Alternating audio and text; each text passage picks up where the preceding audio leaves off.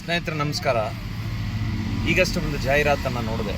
ಕೇಂದ್ರ ಹಾಗೂ ರಾಜ್ಯ ಸರ್ಕಾರ ಒಂದು ಅಡಿ ಜಾಗ ಇಲ್ಲ ಮತ್ತು ಯಾರಿಗೆಲ್ಲ ಮಹಿಳೆಯರ ಹೆಸರಲ್ಲಿ ಭೂಮಿ ಇಲ್ಲ, ನಮಗೆ ಭೂಮಿ ಇಲ್ಲ ಅಂತ ಅನ್ನೋರು ಬ್ಯಾಕ್ವರ್ಡ್ ಕ್ಲಾಸಸ್ ಕಮ್ಯುನಿಟಿ, SC ಮತ್ತು ST ವರ್ಗದ ಜನಾಂಗದವರಿಗೆ ನೇರ ಖಾತೆಗೆ, ಮಹಿಳೆಯರ ನೇರ ಖಾತೆಗೆ ವರ್ಗಾವಣೆ 25 ಲಕ್ಷವನ್ನು ಮಾಡ್ತಾರೆ ಅಂತೇಳಿ ಒಂದು ಜಾಹೀರಾತನ್ನು ನೋಡಿದೆ.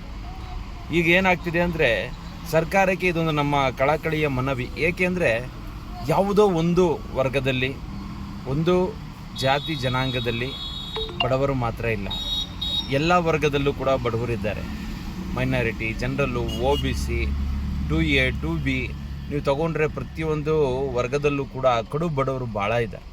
ಆ ವಿಚಾರಕ್ಕೆ ಬಂದರೆ ನಾನು ಒಬ್ಬ ಯುವ ಕಾಂಗ್ರೆಸ್ನ ಉಪಾಧ್ಯಕ್ಷನಿದ್ದೇನೆ.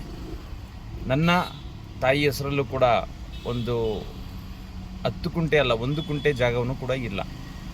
ಸೊ ಹಾಗಾಗಿ ನಾವು ಸರ್ಕಾರಕ್ಕೆ ಮನವಿ ಮಾಡೋದು ಏನಪ್ಪ ಅಂದರೆ, ಎಲ್ಲ ಜನಾಂಗದ ಹೆಣ್ಣು ಮಕ್ಕಳಿಗೂ ಕೂಡ ಒಂದು ಸಮಾನತೆಯನ್ನು ಕೊಡಿ. ಮೀಸಲಾತಿಗಳನ್ನ ಹೆಣ್ಣು ಮಕ್ಕಳಿಗೆ ಹೇಗೆ ಕೊಡ್ತಾ ಇದ್ದೀರೋ ಅದೇ ರೀತಿ ಎಲ್ಲ ವರ್ಗದಲ್ಲೂ ಕೂಡ ಬಡವರಿದ್ದಾರೆ, ಕಡು ಬಡವರಿದ್ದಾರೆ.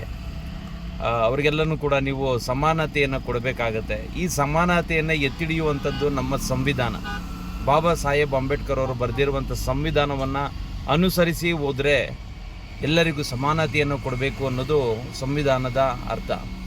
ಈ ಒಂದು ಸಂವಿಧಾನವನ್ನು ತಾವೆಲ್ಲರೂ ಪಾಲಿಸೋದು ಯಾರೇ, ದಯಮಾಡಿ ಆ ಒಂದು ಯೋಜನೆಯನ್ನು ಎಲ್ಲ ವರ್ಗದ ಜನಾಂಗದವರಿಗೆ ಕೊಡಬೇಕು ಅಂತ ತಮ್ಮಲ್ಲಿ ಮನವಿ.